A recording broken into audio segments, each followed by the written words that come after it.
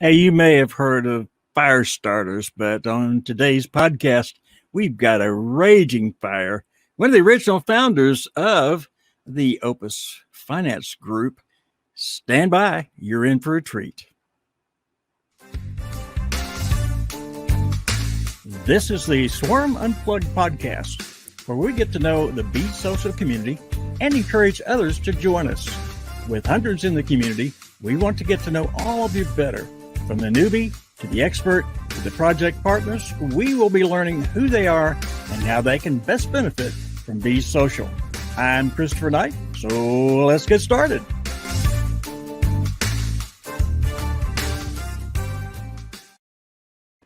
You know, Beessocial, it is absolutely fantastic, of course, to have all of the folks who follow us and like us and all the things that make us better as far as a contribution to the Beessocial community. It is a pleasure to have you here today because we have one of the original founders of the OPES Finance Group, which is certainly the beginning, the very beginning of what we're all experiencing right now and enjoying as a community. If it weren't for these folks, there would be no Beessocial. And that's the reason that we want to feature them, and we want to hear all about some things that happened and have happened in the process of developing not only Opus but Beessocial. It may be a little off the cuff sometimes. We may hear things that we don't quite understand, but that's okay because we're all learning in this journey that we're on. Now, speaking of journeys, I happen to be on a path and a journey with a co-host who is sometimes not around and sometimes not on time. I didn't even see him come in to the what we call the green room. All I saw was a blank picture. But I got to assume that my co-host, Tony K, is somewhere around. We're about to find out. Rick, can you find Tony K?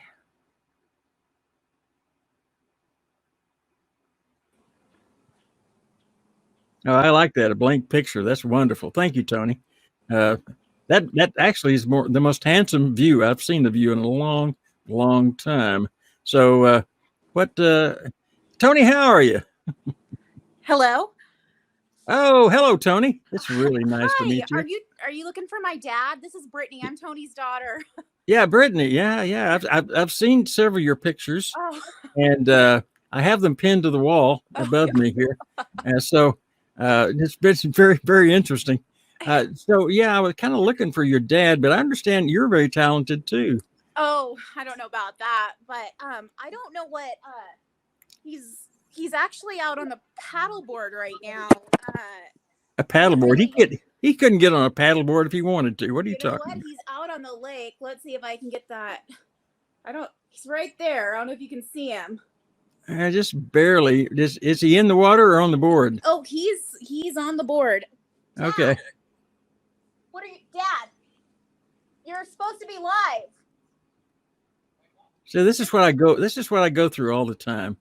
You know, he's got this palatial mansion in Colorado with a lake that you can throw a rock across, and he considers it a big lake. And then he has these fancy boats on there all the time. And you know, I used to have 4 boats. And I think the most I spent for a boat was $12,000, and he would laugh at that. But that's all right. That's Oh okay. gosh. What do you think, Brittany? You think he's worth even having on a podcast? You know, I'm pretty fond of him. I think he is. He has some Yeah. good points every once in a while. Are you kidding me? Good points. Oh my God. So while he's getting dried off and so forth, it's good to have you on as well. What do you do in real life, Brittany? I own a salon. Okay, all right. Now, is that the salon that he's been helping kind of reconstruct or something? Yeah, we've the actual like building existed, but almost from the ground up, we've literally done everything. So it's been a process, but it's been good. Now, this isn't the first salon that you guys have owned, is it?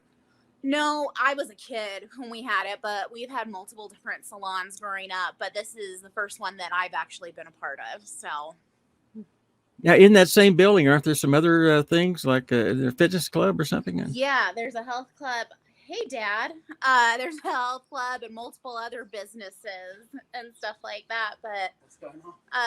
you're running a little late for Oh boy, something. did I miss it again? Yeah, you did. Oh geez, thanks, Brett. Yeah. So, you know, I would rather talk to her than you, Tony. Let's be serious here, okay?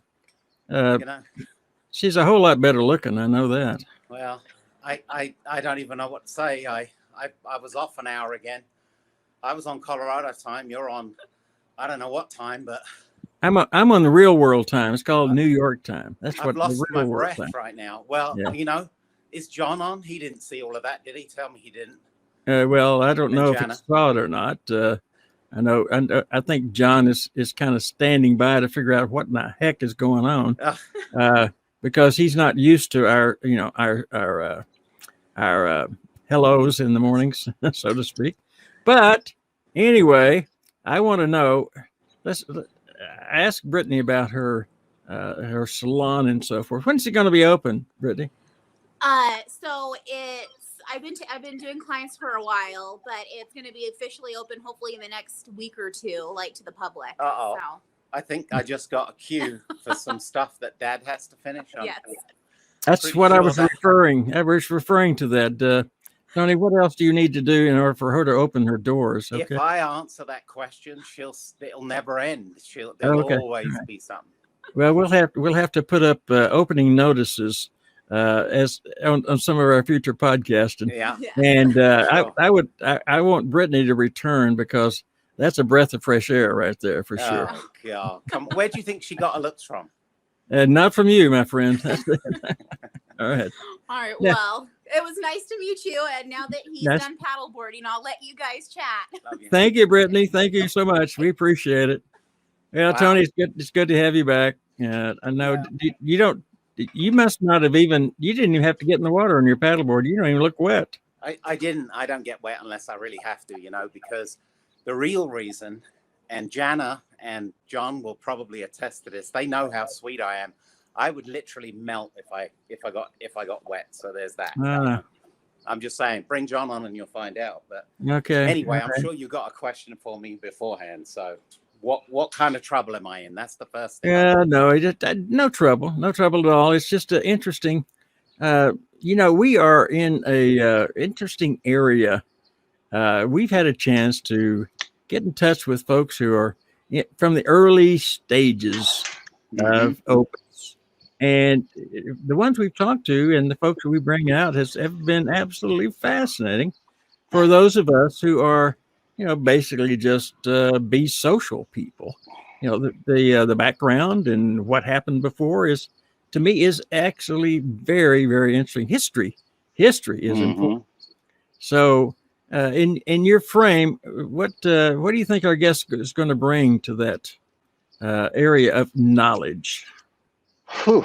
So, it's interesting you should say that because I met Kevin Fugate, Kevmo, as they know him, and Kevin told me all about this guy, his partner, and he really spoke highly of him and everything. And I had the fortune to have many conversations with him and Jana, who works with John, and just wonderful people. Well, we kind of, I think it was a second trip maybe, we scheduled a meeting.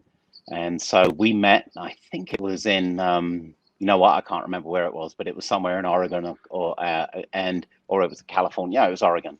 And we met and it was a great time. And it was enlightening to me just how out of my league on an intelligence level that I was dealing with, because Jana will just completely baffle you with her intelligence, and then John is on a different level. He's on a Richie level, and Kevin's just as smart, just a lot more wittier, and so, and neither one of them obviously have the the looks that Jana does. So it was really easy for me to, talk with them, because most of the time I wanted to talk to Jana anyway.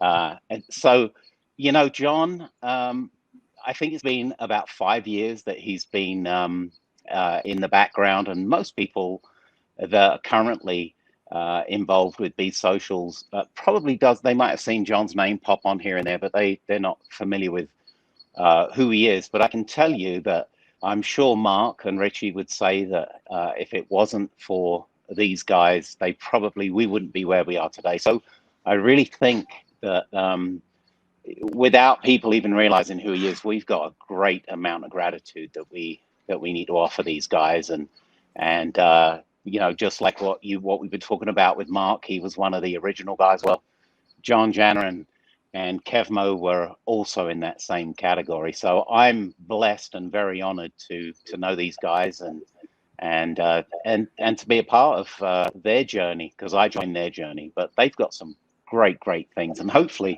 we're gonna hear some of those. Well, let's move right ahead and introduce John to everybody. John, welcome to the Swarm Unplugged podcast today. It's good to have you on, my friend.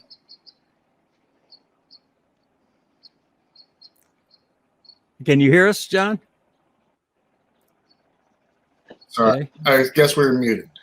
There we go. Thank you. Thanks for having me on, Christopher. Congratulations on the Swarm and the podcast. You're doing a fantastic job. And secondary congratulations. I know you've been looking for a new co-host for a while, and I know there's been a lot of people encouraging you to find a new one. And I think Brittany's going to work out great. So I think do too. Yeah. I think you hit gold there, and I think it brings a fresh face and a fresh voice. And replaces that we've all heard, and so we're ready. We're ready. I think you're going to take this thing to the next level. I'm surprised you heard about the search, because I have been at this a while since we first started trying to replace Tony. But everyone's been saying, when are they going to get someone else? When are they going to get someone else? Chris, you got to get someone else. And I mean, people that don't even listen to your show have told me that. So they found out how much he pays, and that's why he couldn't replace me, John. Yeah. So Chris, the word's out. The word's been out for a while. Good. So good. Congratulations. And it's a great job what you're doing. Thank you for that, and I appreciate you putting out more of the plug on the new co-host recruitment program. It's going to continue for at least until we find somebody. But Brittany would make a great addition. Now, with you, my friend, you began several years ago, and with that, you understood that there was something unique or whatever. Tell me about the very first meeting you had about this project. Well, it actually goes back a ways. I was actually salmon fishing on the Oregon coast, and my phone rang, and it was Richie Rome, longtime friend of mine, real visionary. And what happened was I didn't want to answer in the boat. And about an hour and a half later, I called him back, and Richie gets all fired up about the future. And I've never met anyone or been exposed to anyone that quite has the vision and is the type of visionary like Richie. And so he kind of was going off on a whole bunch of stuff. And I said, Richie, I got to go to Roseburg, which is a town near his, in a couple of days. I'll just come down and I'll spend the night, and you can explain to me what you're trying to say.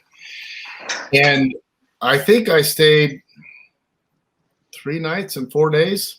And we were at his kitchen table at his office and a little restaurant next door called Dishner's that we like to tease each other about getting the biggest omelets. And really, for this podcast, the thing we talked about, Richie is a master at understanding trends. And we talked about a bunch of different trends and some things that we had exposure to in the past and where we thought they were going. And also, one thing I'm fascinated with, and I think Richie is a very unique savant in, is where points in technology and human behavior are going to meet in the future. And I experienced this with them. I met Kevin and Richie, and the days of the growth of the internet, when 100,000 people a day were coming on the internet, 2004, 5, 6. And Richie, I would say this, he was just short of being able to see the future. Now, some of the things he talked about in 2000 that he said were going to happen in 2007, 2008, 2009 didn't happen until 10, 11, 12. And so when I went down there on that trip, we talked about, we didn't have the vocabulary that we have now with tokenization, cryptocurrency, and blockchain, but the beginnings were there. There were, kind of the rumblings. And this is the way I'll say it, is the internet has brought us, there's several global revolutions, and the internet has brought us the connection and the information revolution. Suddenly the whole globe, well, suddenly over 20, 25 years, was connected to information in a way that would baffle people in generations before us.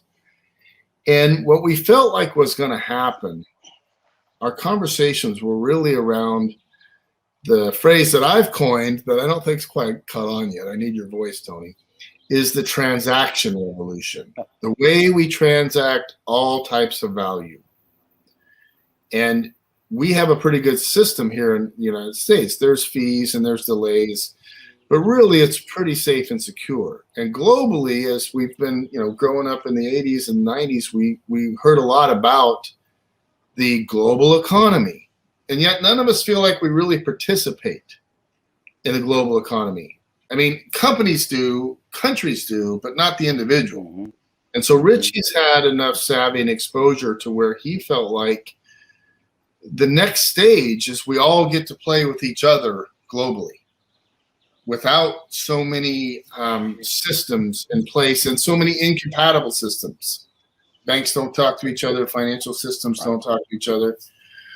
And so what I thought we talked about then was where the transaction revolution globally was going and what that might look like. So that was my that was your beginning with him. Now, then he turned to you and said, not only do I have this concept, but here's what it's going to cost you.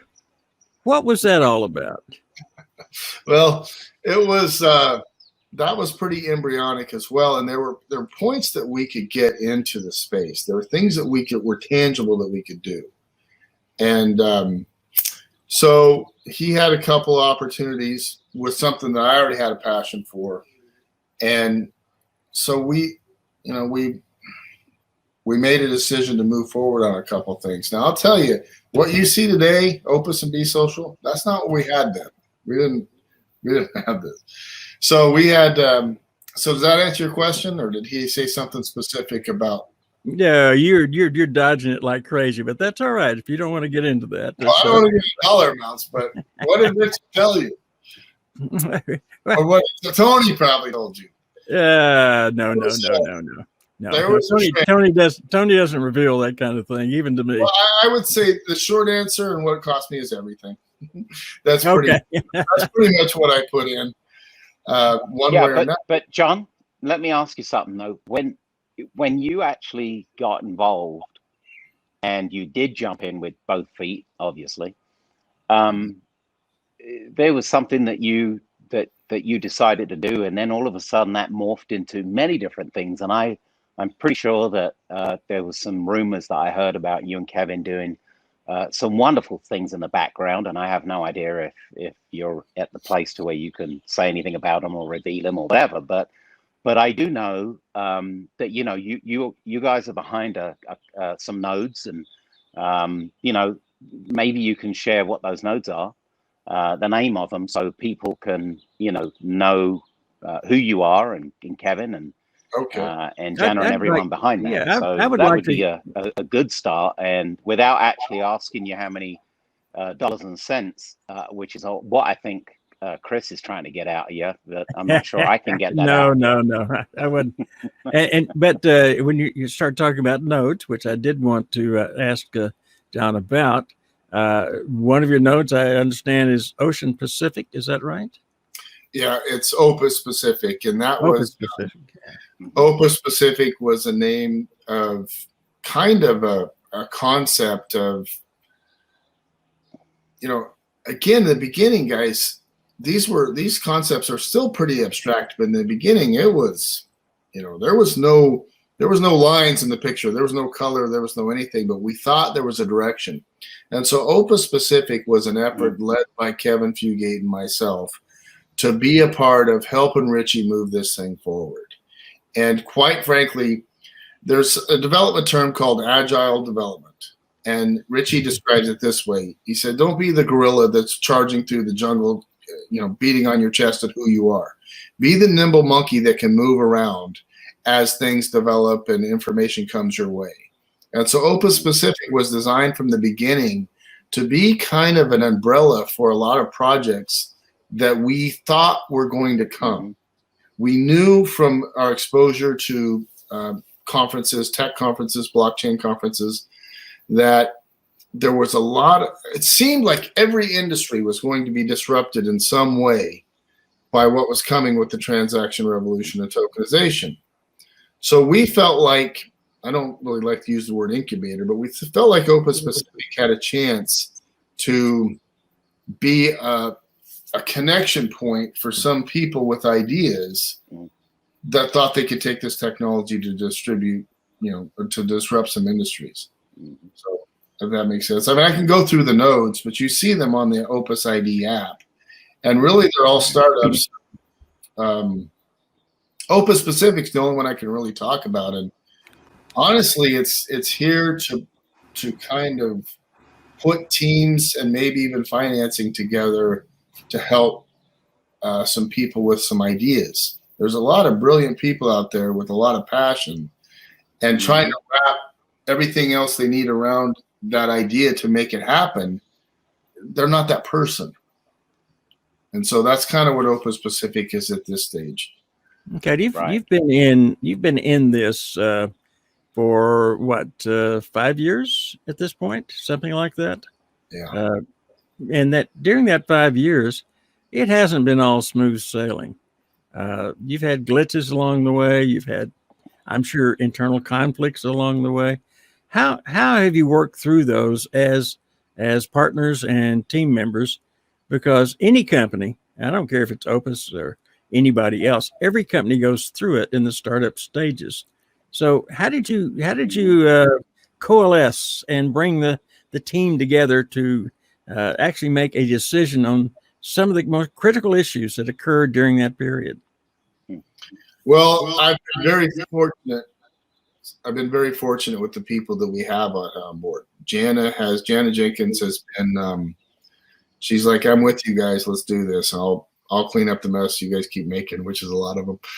And Kevin Fugate, I'll say this about Kevin. I've never met anyone that's better at transferring his belief to you. Right? If Kevin wants you to understand his belief and wants you to see the value of something, you're going to see it and you're going to feel it. Mm-hmm. And so Kevin's been an excellent partner for me when we both don't have bad days on the same day. Once in a while, we might. And the thing about this whole journey that's made it difficult is, one, it's a startup. They're always difficult. However, the second piece is that nobody knows the timeline. Everyone generally agrees that the transaction revolution is going to happen faster than the internet revolution. Okay. But is that 2 years, 5 years, 10 years, 20 years? So when you're making efforts and making financial bets on what's going to happen and when, and you have really no sense of when adoption is going to come, when the use cases are going to be ready, how hard to push. There have been months, even a couple of years, where we pushed hard because we felt like we had to get there fast. And then we're like, okay, we're still way early. But what does way early mean? So what I'll say about that, Chris, is we've been very fortunate to have the right people around us with Jana and Kevin, and Richie is kind of like the schoolmaster that's great sometimes and harsh sometimes. But then later you realize that was the honest harshness that you kind of needed. And quite frankly, on a journey like this, the ones that have been more difficult have faded away. So really, I would sum it up by saying we just keep going forward, and just it's not blind faith. We can see it. However, it's not very clear yet. We just know it's going to happen. The thing about this tokenization space, if you're connected to somebody that's doing something from a development standpoint, from a use case standpoint, Right. then get involved. Yeah. 2018, when Jan and I went to probably between 2018 and 19, we probably went to 100 meetups, conferences from San Diego, mostly West Coast, San Diego to Seattle, big ones, little ones. We went to the inaugural Bitcoin conference in Portland, Oregon. We went to Microsoft headquarters to big events. And the one thing that we understood very clearly is this is happening. There's the people that are speculating whether cryptocurrency is going to work or not. We were in the room with people that were on the development side, and there was zero doubt that this is happening. And 99% of the nation had no idea what blockchain was. And there was a small percentage that were driving the bus, and it's happening. So we're like, this is going to happen with or without us. It's easy to say. But when you've met those people and you realize this, guys, this is the statement that I heard and I quickly came to believe, and it's become more powerful every day. This will do more to change the world than the internet itself did. Transacting value globally. Absolutely. And so if you believe that statement at all, then you're going to keep going. Everything else is just daily problems or daily successes. Well, John, I understand that, and I agree with it, but yet look at everything that's out there right now. We see different currencies coming up. Central banks are planning now to come out. Of course, they've probably been planning for years and just now coming out and making it public. And M2 comes along in a very crowded marketplace. So I guess I'll have to turn the question around too, in that I'm sure you were in on the planning of M2 and so forth. And did you consider the fact that you would be starting into a crowded marketplace like we are right now? Oh, yeah. And that's, the interesting thing was the rapid production of altcoins and how that list on sites like LiveCoinWatch and CoinMarketCap kept growing. When we started, it was 200-300 coins, and then it was quickly 2,000 or 3,000 coins, right? Or quickly 1,500. And we were at Microsoft headquarters, and a room with everybody in there was brilliant, like YouTubers that are blockchain guys. And I mean, I can throw out some of the names that there were. I mean, these were some smart guys, and Jen and I were lucky to be in that room. This is after the conference. They're just hanging out, just being friends. And it was this group of who's who was kind of teaching these kids from the University of Washington Blockchain Society. And this guy named Roman Storm, we watched him pull up his laptop and help these kids from the University of Washington Blockchain Society create their own ERC20 token in front of us. And it took like 10 minutes. And I'm like, okay, it's going to be real easy to make a cryptocurrency. It's going to be extremely difficult to make it worth something and get true adoption, true use, where it becomes truly valuable over time. And so we realized right then it's not about how many coins or which ones are out there, or even really the liquidity in 2018 or 2019, because the game hasn't even started. And if you look at the stock market, if you look at other companies, just entrepreneurial efforts in America, I think it's still like 9 out of 10 don't make it, right? And so we're going to see those kind of percentages in the crypto space. And I'll say one last thing about it is we felt like, I tend to believe in the two guys in the garage. I mean, right or wrong, I don't know the statistics, but I love the Apple stories. I love those stories, right? So I tend to believe that often the best things, or the things that get adoption, mass adoption, often don't generally come from the mega company that comes out with a new thing or makes a switch. They come from the unlikely places, from this one or two people or whatever, in their garage or their dorm room or whatever the case may be. And so we felt like we talked to enough of those people that this could be the guy. We're sitting at Microsoft, but it's this kid that's 20 or 18 or 19 or whatever he is from the University of Washington Blockchain Society that hasn't said a word the whole meeting. That might be the guy that comes up with the thing that everybody comes to. And the other 1,000 people don't matter anymore. So that's kind of I think the winners will win.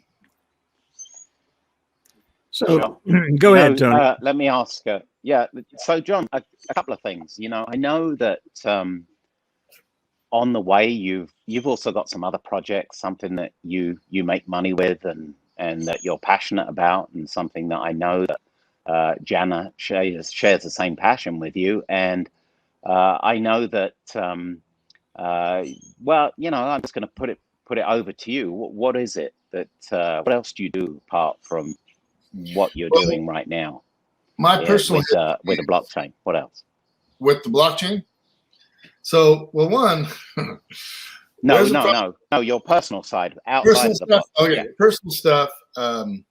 I am on this property here in Harrisburg, Oregon, little Harrisburg, Oregon, which is between like Eugene and Portland, really between Eugene and Corvallis, Oregon. So the Ducks and the Beavers. University of Oregon, Oregon State University. So family farm, we're about 120 years old, but before that, the family farmed in South Dakota. So 4th generation on this family farm. In 2016, my brother and I made some choices to diversify, planted hazelnut orchards, which is a new adventure for us, and we also planted wild rice. And so what you're referring to is once the rice was ready to start selling and keep selling, we went out and we did that. So it was a whole new network of like premium specialty foods here in the Northwest. And I love building networks. I love learning like a whole new world. We'd never been in the direct food world. And it's allowed Jana and I to go all over the Northwest and a little bit other parts of the country to meet people in spaces that have been on their own personal journeys and really just kind of learn a whole new world at a time when food matters more than it ever has, right? With the pandemic and some of these things and the health, the health aspects of this country and whether it's pharmaceuticals or whatever, it's just there's more going on in that conversation. So it's been an actual honor for us to go out and meet all these people. And it's kind of the day job. It's the tangibility. However, I'm also building a network and out there in the world learning like what's going on and what trends I'm seeing. So that kind of thing has been. So on that note, yeah, let me ask you something. So what you're saying is you got wild rice stuff, and that's what kind of helps you pay the bills and keep things going, I'm assuming, of course, of many other things that you're doing. And just like you, we have to pay bills as well. And, with that being said, you understand that we have sponsors and sometimes we need to give them a couple of minutes. So if you don't mind, if we can just take a second just to recognize our sponsors and just do that, it'll just be a minute. So we'll be right back if that's okay with you. Awesome.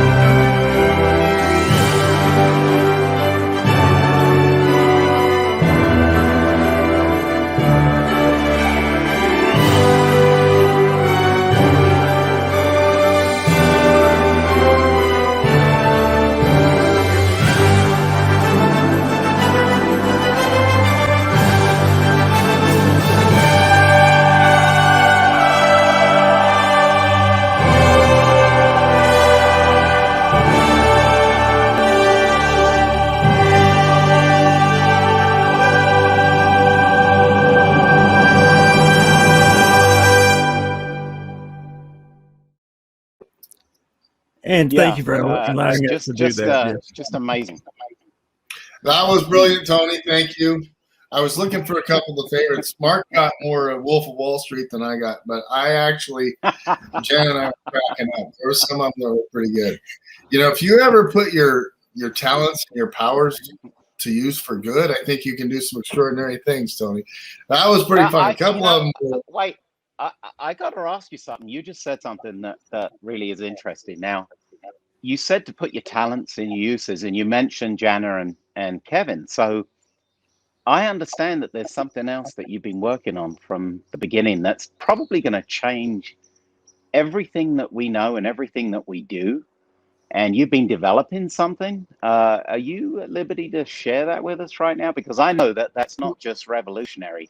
It's going to change everything, the way we know how to do certain things. And you've been really, really, really, I don't know, secretive about that. Is that something you can share for us?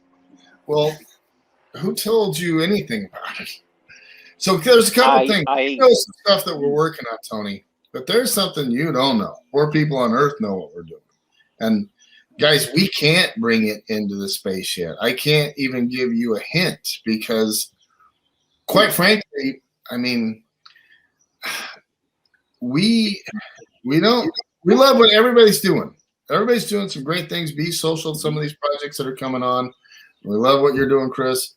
And we want to be a part of it. We want to, Kevin, myself, Janice, some others, we want to support it. However, we're reluctant to divert everybody's attention to the thing that I don't know how you shouldn't even know about. So, yeah, we're working on something. I can neither confirm nor deny anything that I know. Somebody. Well, you know about a couple projects in front of me, and I was just reading it. However, you didn't read this one anywhere. So I can tell you this. Kevin still had a pretty strong presence on this. John, go ahead, let it out. Give it all. give us everything you know. Come on.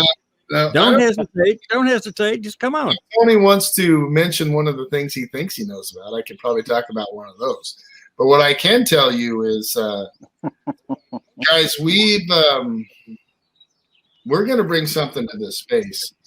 Kevin, Jan, and myself, we've been working real hard, and we're ahead of everybody else. We're not behind. We've got a project that we'll bring to this that I'll say it this way. Let's say there's 150 people on a Zoom call. When we're done explaining what we've been working on and what we're doing, how we're going to contribute in the tokenization space, every single 150 people will want to reach out with us and say, hey, I got something for you.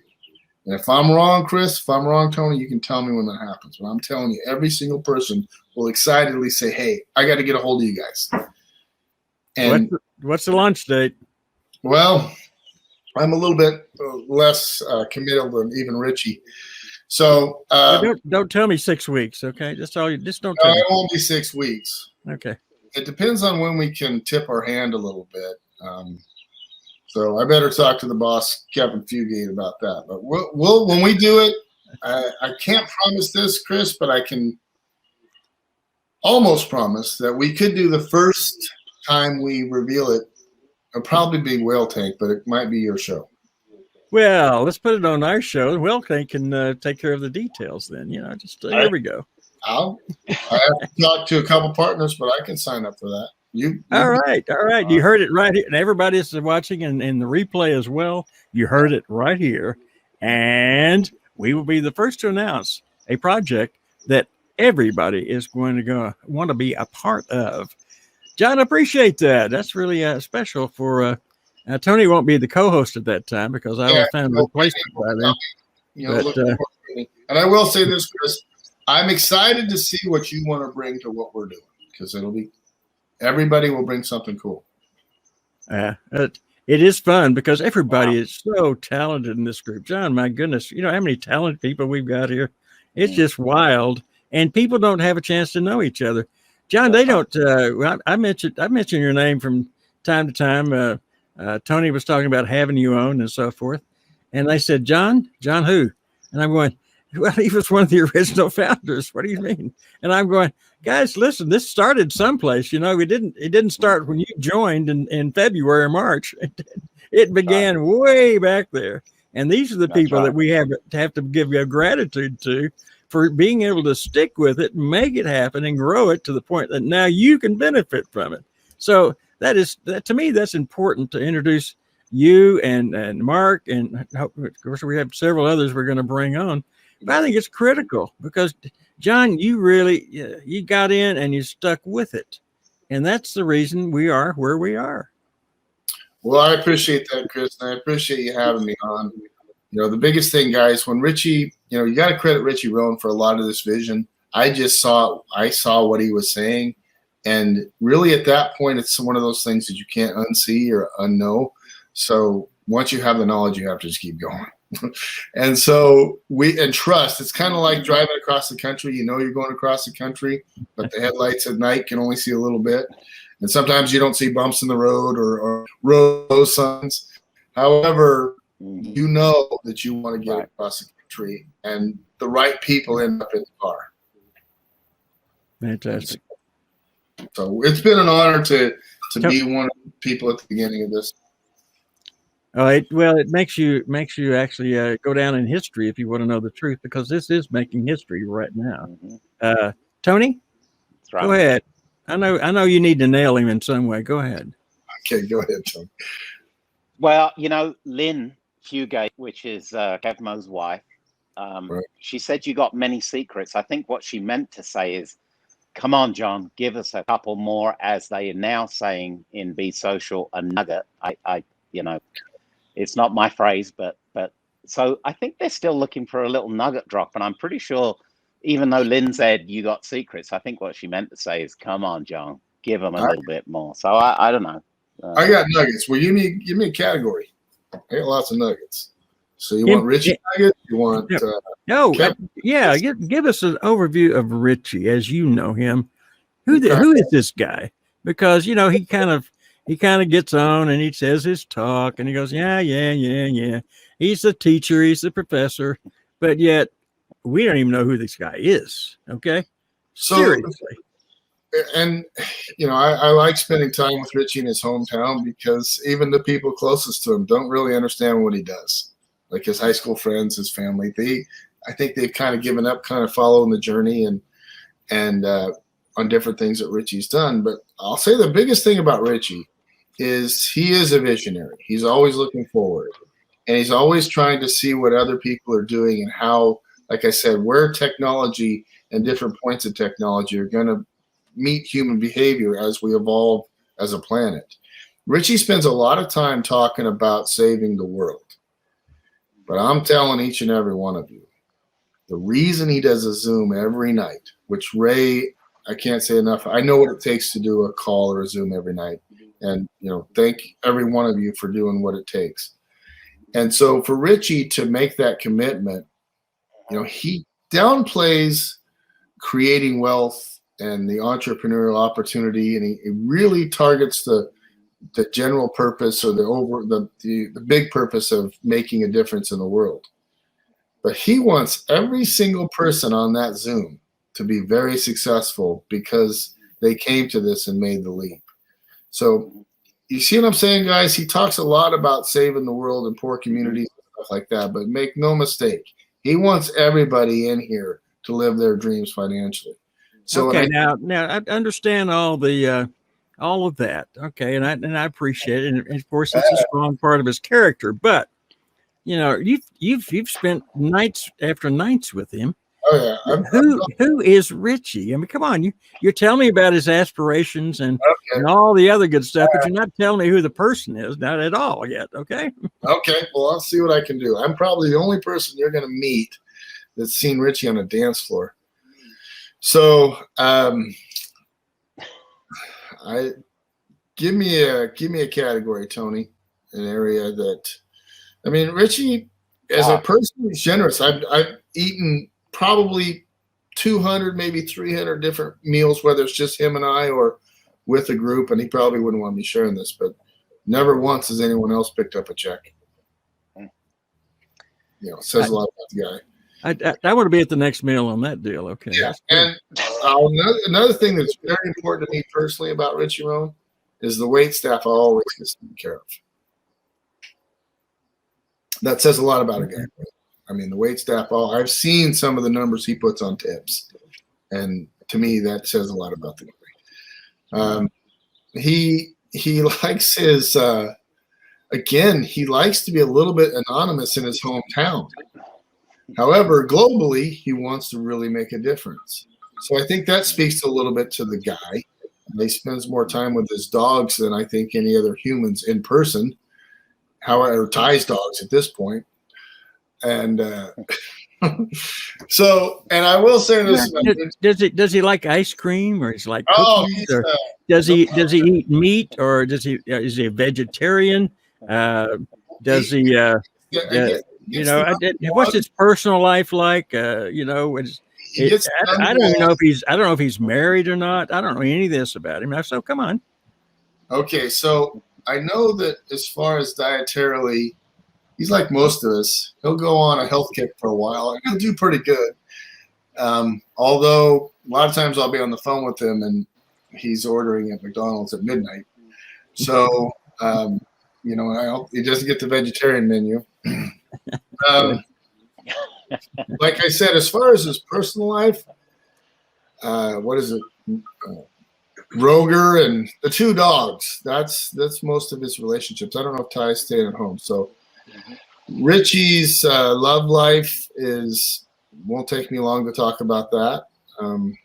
Okay, what does that mean? I don't know. He's whatever you can do, sitting in front of a computer in his office all hours. That's pretty much his love life. Okay, all right. He hasn't got time for that. He hasn't got time for it. Who doesn't ever have time for that? Come on now. It's clearly not his focus. So, yeah, I don't know. Give me something else specific you can. He was doing keto for a while, lost some weight, looking good. He'll make the effort in those categories. He'll do some. One time he was wearing a cold vest to cool himself down, freezing on the Zoom. So, right. I see he's always wearing like a hoodie, and I didn't know. Is it cold in Oregon all the time? I mean, it's always cold in Gooseberry. You got like 3 days in September that are nice. The rest of the time, it'll be 90 degrees here in the valley. You go over the coast, an hour and a half, it's like 58 and drizzle. Okay. So I just wondered about the hoodie. Maybe I thought that maybe it was something of part of his character or something. No, that's got to do with his kids keeping him in the basement, and they keep it really cold out. Okay. He's not allowed out. He's not allowed out during the daytime. I can tell you this about Richie Roan, and this is kind of back to his character, maybe more than personality. But I've been in situations where he's had an opportunity, even been put on the spot about whether or not he has any wealth or, he will let everybody in the room think he's a pauper before he will say one word about having money to try to one up someone. I've seen that multiple times. And I will tell you this, he doesn't drive fancy cars. He doesn't wear fancy clothes. I mean, a lot of times if he wants to buy a nice pair of Nikes or something, he will, but hoodies, T-shirts, Well, now I got to disagree somewhat. I've seen him in a very nice tux and with a diamond-studded watch on. So he does like a few nice. He likes his watches. Okay, there you go. See, and I've known him for it's about 20 years, and I've seen him in a tux twice. So okay, all right. I'm pretty sure he must have rented it. Okay, fine. But no, he's yeah, hopefully we all get to go somewhere like he's talking about the cruise. It'd be fun for people to get some time with Richie. The one thing about Richie is he's like Tony. He thinks he's funny. He thinks he's hilarious. He thinks he's witty, but no, not at all. And John, I love you more. I love you more than when you started. Yeah. Okay. So yeah. I mean, he's not as unfunny as Tony, but he's kind of like that. Well, we're coming to at the end of this particular Swarm Unplugged podcast. And in that series, is there anything you'd like to say finally to our audience, which is going to be fairly large for your particular appearance, by the way? Is there anything like to say to these folks that would be meaningful to them? Several things. One, it may not feel like it all the time, but you're in the right place at the right time. And I truly believe with the right people. And that includes all of you. That includes each other. That's the biggest thing is, we listened to Barb's podcast. You guys did a great job. And I loved hearing her story about how none of this made any sense. And if you can attract people to this journey without them having a level of understanding, you're probably attracting the right people. She talked about early adopters and innovators. So there's something called the law of diffusion of innovation. And it's kind of when people come to different things in their life. And if you're here, if you're listening to me or listening to Chris or trying to listen to Tony, then you are a part of a very special group, because we went to all those meetings, 100 different meetings all over the Northwest and all over the West Coast, technology, blockchain. A few of them know each other, but really they're not the type of people that will herd up in a community and drive forward, make a difference, help each other. I'm not saying they're bad people or anything. I'm just saying that what we have is a special group. And really the heart of it is that you're in the right place in the right time. It may not feel like that, but keep going. Bring more people to the party as they come, when they come. And you guys are we've seen a lot of groups around the country and done Zooms and been in a lot of meetings. And this group is the type of people that have come for the reasons they've come and why they're on that Zoom every night. They are the winners. That's for sure. And thank you so much. Absolutely. You're right. There's so many people that make up the organization, the community. And the more we grow, the more we're going to learn along the way. Tony, any final things you'd like to impart before we leave? Just one thing. John, I would love for you to come on again, because there's lots of things that we didn't have time to touch on. And I know that there's a lot more stuff that is very insightful that you can share. And again, I really appreciate you coming up and talking to us. I know this was not expected, and you've been absolutely wonderful. You really, really have. I really appreciate it. Thanks so much. And of course, thank you to Jana for she's always there doing so much. So she's a gem, and we really appreciate her too. Absolutely. Excellent. All right. Thank you, Chris. I'll come back anytime. Appreciate it. You guys are doing a great job. John, thank you so much. And to my co-host, Tony K, it's always a pleasure. I just wish you'd show up on time and not be out playing around when we go live. That's all I ask, just simple things like that. You got to be Colorado time, not this New York. Yeah, West Coast, well, it's times of the proper times. That's what they are. All right. Thank you all very much for being with us on this episode of the Swarm Unplugged. They're all interesting. And as you can see, we're able and have been able to have some folks on that really give you an in-depth vision of not only OPES finance in the very early stages, many years ago, actually, at this point, but how it morphed into the community we now are enjoying together and profiting together on. I hope I'll see all of you on our next episode. Remember, we come on every Tuesday and Thursday at 1 p.m. live on Beessocial TV. I'm Christopher Knight. Always remember to listen, learn, and give. Thanks for joining us for this episode of the Swarm Unplugged podcast. Be sure to hit the follow button and leave us a glowing comment. Gravitate yourself to be on the podcast so you are the next one to introduce themselves to the Beessocial community. See you on the next episode.